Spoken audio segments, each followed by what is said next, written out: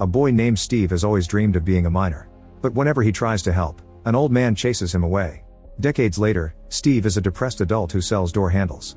One day, Steve's lunch reminds him of his love for mining.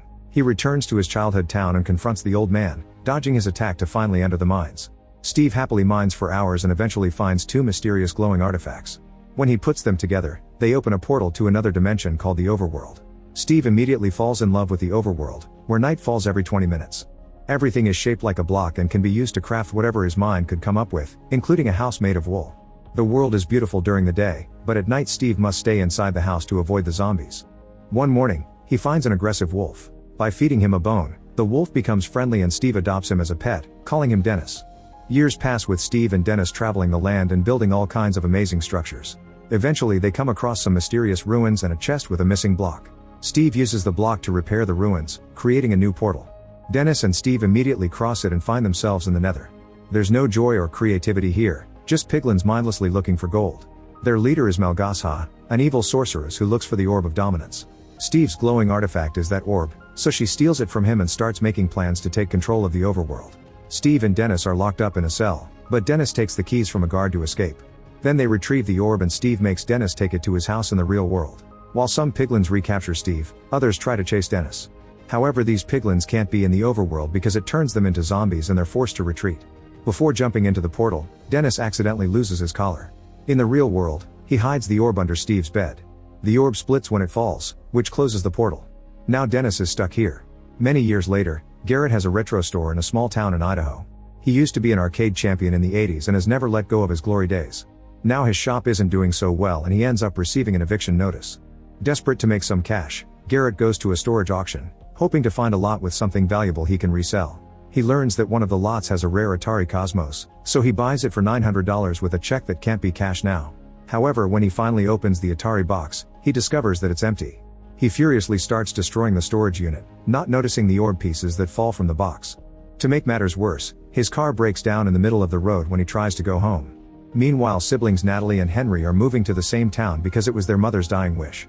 As they drive down the road, they see Garrett raging at his car. When they arrive in town, real estate agent Dawn gives them the house keys and a gift from the potato chip factory Natalie will be working at. Dawn carries animals in her car because her dream is to open a petting zoo. The next day, Natalie makes their mother's signature pizza for Henry to take to school, hoping that it'll help him make friends. On his way to school, Henry sees Garrett's retro store and goes in to admire all the cool things. Garrett uses the chance to promote his mentorship program, so when Henry asks for life advice, Garrett demands payment and ends up taking the pizza instead of cash. Garrett says many inspirational words that don't make much sense, but at least he reminds Henry that teamwork is important. At school, Henry's first class is art and the teacher makes the kids draw a banana and an orange. Instead of making the usual still life drawing, Henry draws a banana with a jetpack. The teacher scolds him for not following the assignment and his classmates mock his ideas. To prove them wrong, Henry goes to the school lab and builds a jetpack, which he straps to a skeleton. He then does a test run in front of the crowd. The jetpack launches well, but it fails in the middle of the flight and crashes in the potato chip factory where Natalie works. The big potato statue on the roof is hit and falls into the river. The vice principal says this could potentially mean expulsion and demands to see Henry's guardian. Instead of calling Natalie, Henry calls Garrett and offers to pay him $26 if he pretends to be his uncle. Garrett picks Henry up and the vice principal is excited to flirt with a pseudo-celebrity that she lets the boy leave. At the store, Henry is tired of all his ideas failing and throws his notebook away. Then he notices the mysterious artifacts and wonders what they do. Garrett reads the paper that came with them, which says they should never be combined. Henry does so anyway and the orb starts glowing while Garrett reads the other side of the paper, which warns them that it's extremely dangerous to look for the orb's treasure. Minutes later, Natalie is freaking out because she can't find Henry anywhere and he won't answer his phone. Dawn tells her that he was behind the factory incident and teaches her how to track Henry's phone, revealing he's at the local mines. Meanwhile, Garrett and Henry enter the mine, unaware that Dennis is watching them from afar. They find the glowing portal right before Natalie and Dawn catch up to them. The orb then connects to the portal with a beam of energy and starts dragging Henry. The others try to pull him back, but the energy is too strong and throws Henry through the portal. Soon the rest of the group is dragged to the overworld too and they're amazed by the beautiful view. Garrett notices a pink sheep and tries to talk to it, so the others follow him. In the Nether, Malgasha's magic detects the return of the orb and goes to see Steve, who has spent all these years in a cell. She wants him to bring her the orb so the piglins unchain him, and Steve uses the chance to steal a sword from them. Before he can attack, Malgasha pulls out Dennis' collar and pretends the wolf is her prisoner. If Steve doesn't bring the orb, she'll kill Dennis. Back to Garrett, He tries to communicate with the sheep to no avail. Suddenly night falls and a horde of skeletons riding spiders attacks with flaming arrows.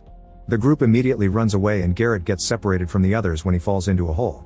The skeletons chase after the other humans and try to shoot more arrows, but at that moment a spider jumps and the arrows hit it instead. As the flames spread through the woods, Henry accidentally bumps into a tree, causing part of the trunk to become a little block. After inspecting the little block, Henry punches the tree to get more and realizes he can use them as building materials.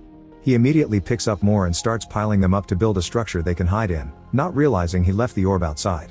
Meanwhile in the hole, Garrett has found an abandoned shovel and is desperately digging while the skeletons shoot arrows from above. He sees an open area at the end of the tunnel and runs ahead until he finds a second hole that takes him back to the surface.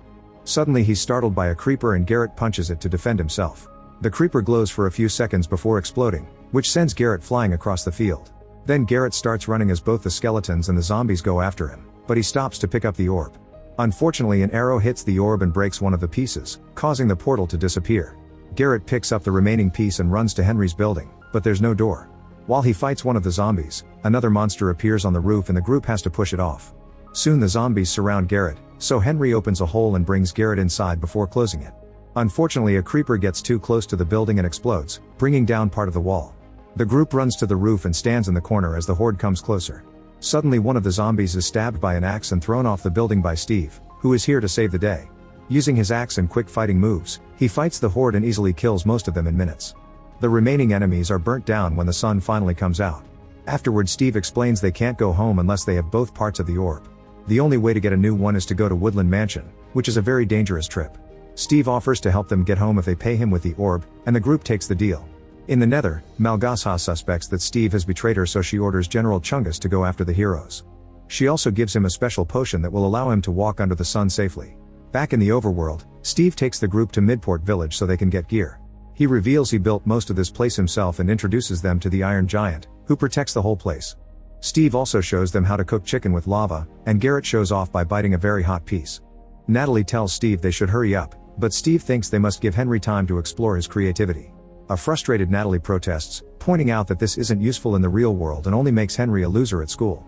Henry overhears this and gets upset, so he runs to hide in the nearest store. Steve shows Henry and Garrett all the cool stuff they can get here, like weapons and armor. Garrett finds a pearl that can teleport them anywhere and accidentally uses it, making him appear at the door. Next Steve teaches them how to use the crafting table. They have to put the materials in certain patterns to create what they want. Garrett makes a heavier version of nunchucks and Henry makes a tot launcher. In private Garrett asks Steve about the treasure mentioned on the note. Steve explains there are lots of mines in the area, but going there would imply a risky detour. Garrett tells him to take him anyway or he won't get the orb. At that moment Chungus and his soldiers arrive by flying on creatures called gots. They start destroying everything on their path and shooting villagers, who become chickens when they're hit. Steve gets ready to fight Chungus, but Garrett wants to be a hero, so he shows off his weapon only to knock Steve out in the process. Chungus then starts beating Garrett up while Henry brings piglins down with his tot launcher. Dawn and Natalie hide behind a table and kick it to bring a few piglins down too. They grab some farming tools and join the fight, showing impressive skill to defeat their enemies. Garrett is still being beaten up quite easily and Chungus almost captures him, but the iron golem appears to send Chungus flying with just one punch. The ghasts open fire and now the village is burning. Steve drags Henry and Garrett to safety and Natalie wants to go after them, but the flames are in the way. Dawn tells her they can reunite later at the mansion. The trio makes it to the top of a high building and Steve gives his friends his last two wingsuits, telling them to fly to the mountains across the sea. Garrett pushes Henry and he falls for several miles, but at the last second he manages to activate the wingsuit and starts flying away. Soon Garrett is following him, and Steve joins them by jumping on Garrett to ride him like a horse. The piglins and the ghasts start chasing them while shooting fireballs, which destroy parts of the mountains. One of the piglins jumps on Henry and almost makes him crash, but he manages to control his flying to move ahead. Steve controls Garrett by using his hair and pulls a quick move to make one of the ghasts crash. A group of hog-riding piglins throws their spears at them and two even jump on the men, so Garrett has to grab Steve to prevent him from falling. The ghast is still shooting fire and makes a hole in the rock formation blocking the way, where piglins are waiting with a net. Since the hole isn't very big, Garrett and Steve hug tightly and manage to go through it right before the piglins throw a bucket of lava at them. The attacking ghast ends up tangled in the net instead. Henry uses a firework to push the piglin off and sends it into the last ghast's mouth, causing it to explode. It also makes Henry lose control and he crashes into his friends, which makes them start falling. Luckily Steve has a water bucket that he throws on the ground, creating a lake for them to land safely on.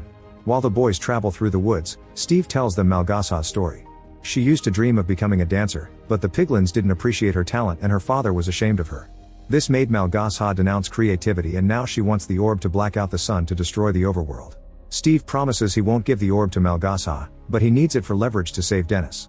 In the Nether, Malgasa yells at Chungus for his failure and unleashes the Great Hog, who easily kills Chungus with just one move. Then Malgasa sends him out to get the orb. In the village, Dawn and Natalie try to get on the last boat, but the villager just rows away. Natalie mines a piece of wood to throw at him, only to miss. Now they'll have to find another route. Night falls when they reach the woods, and they discuss how awful it is to have adult responsibilities while fighting zombies with their farm tools. Suddenly a growling wolf appears behind them, so Dawn befriends him by giving him a bone. This makes a collar with his name magically appear around his neck, confirming this is Dennis. Dawn recognizes the name from Steve's stories and asks Dennis to take them to him. Meanwhile, Steve takes the boys on a detour through the redstone mines, where Garrett accidentally steps on a trap and the walls start throwing projectiles at him. Garrett tries to run, but a cube hits him and sends him flying. His head lands on a lever that opens a hidden door, revealing a huge pile of diamonds. When Garrett starts filling his pockets, Henry gets angry because he realizes he planned this. At that moment, Steve smells something horrible and they hear the Great Hog appearing nearby. The trio rushes to get on a minecart and rides through the mines very fast, but eventually the redstone powering it runs out and leaves them stuck in a dark room. Steve lights a torch and they find themselves surrounded by creepers. The Great Hog is getting closer, so Garrett starts pushing the cart toward the redstone trail while Henry hits the creepers. The cart hits the trail just in time to leave the mines while the Great Hog is brought down by the exploding creepers. Once the trio reaches the woods, Henry calls Garrett out for his selfishness. Garrett finally drops the macho attitude and admits he's scared because he's a loser. Henry takes pity on him and they reconcile, so Garrett lets him have the orb. Eventually they make it to the mansion and Steve shows his friends a map of the 3 floors. There are dangerous enemies guarding every area, so they need a plan. Garrett and Steve distract the Vindicators on the 1st floor by playing some silly music, allowing Henry to sneak around. At first he manages to avoid a few guards, but when he reaches the stairs the Vindicators see him and start chasing him. They throw their weapons at him and Henry avoids them by hiding in a room. Meanwhile, Garrett and Steve are captured and put in a ring. Steve is tied up and Garrett must fight their greatest warrior, who is a tiny zombie riding a chicken. They're small but very strong, so they use their teamwork to hit Garrett over and over again. Garrett manages to pull a move to hit the zombie back and the kid starts crying, but he's just acting to attack Garrett by surprise. When Garrett is down, Steve manages to remove his ropes and jumps to headbutt the zombie, throwing him off the ring. Back to Henry, he starts searching the chests in the room and uses some materials to build a diamond axe. After searching for a while, he also finds the replacement artifact for the orb. At that moment the Enderman appears and uses its power to hypnotize Henry, making him see a vision of all his friends insulting him. When the fake Garrett burns his notebook, Henry snaps out of it and attacks the Enderman with his axe. The creature keeps teleporting away, but Henry never gives up and hits it until it finally dies, leaving a pearl as a reward. Then Henry mines a hole in the floor and jumps to reach the ring. The 3 friends run out of the mansion together, only to be surrounded by Malgasa and her army on ghasts. She uses her magic to get the orb from Henry's bag and flies away while the piglins jump on the bridge with dynamite. Garrett throws Henry at one of the ghasts, causing the piglins to fall off. Then Steve puts down a slime cube and bounces on it to join Henry, but before Garrett can do the same he's blocked by another ghast. He tells Steve and Henry to leave without him and starts fighting the enemies, who soon blow up the bridge. The explosion damages all the ghasts and the boys end up crashing on the ground. Sometime later Steve wakes up and is excited to find Dennis licking his face. It turns out that he and Henry were rescued by Dawn and Natalie, who are keeping them safe in a mushroom hut. Natalie apologizes to Henry for what she said and they reconcile. Meanwhile, Malgasa puts the orb on top of the nether portal, which shoots a laser beam that covers the sun.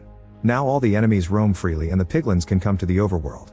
In the village, the group sees the darkness and prepares to fight by crafting all of Henry's best ideas. Natalie makes a diamond sword while Dawn brings down some skeletons with a big explosion and befriends more wolves.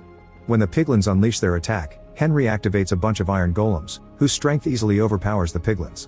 The golem leader has been enhanced with special boots that allow it to move fast, bringing down several enemies at the same time. Henry and Natalie also join the fight, so Malgasa decides to send out a new Great Hog. While the golem leader fights the Great Hog, Steve puts on his diamond armor and goes after Malgasa. Unfortunately, he misses his big attack and she destroys his armor with her magic. He then throws some eggs, which hatch into chickens that bite her. The golem leader is defeated by the Great Hog, so the kids need to hurry.